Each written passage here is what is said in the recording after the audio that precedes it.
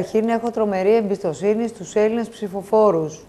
Πιστεύω, καταρχήν βλέπω ότι σε αυτό το τσίρκο Μεντράνο που είπε ο κύριος προηγουμένως υπάρχουν άνθρωποι που ξυπνάνε 6.30 ώρα το πρωί, υπάρχουν υγιείς επιχειρήσεις. Τσίρκο Μεντράνο χαρακτήρισε την κυβέρνηση. Ναι, κατάλαβα προς Θεού. 6.30 ώρα το πρωί τρέχουν, υπάρχουν υγιείς ελληνικές επιχειρήσεις που κάνουν και εξαγωγές.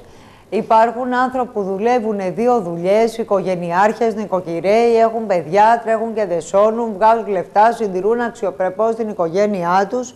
Απλά η αξιοπρέπεια στην Ελλάδα δεν επιβραβεύεται. Επιβραβεύεται τη ζητιανιά και η λαμογιά. Λοιπόν, πιστεύω ότι ο Έλληνας ψηφοφόρος αυτή τη στιγμή θα πάει σκεπτόμενος να ψηφίσει. Θα σκεφτεί 3 φορές πριν ψηφίσει. Προτρέπω να πάνε όλοι να ψηφίσουν οποιοδήποτε κόμμα. Και πάμε στην επόμενη και μέρα. Ειδικότερα η νεολαία. Ο κύριος Σαμαράς έχει ένα πάρα πολύ δύσκολο έργο να αντιμετωπίσει και οι ηγέτες δεν είναι για τα εύκολα, είναι για τα δύσκολα. Λοιπόν, αν θες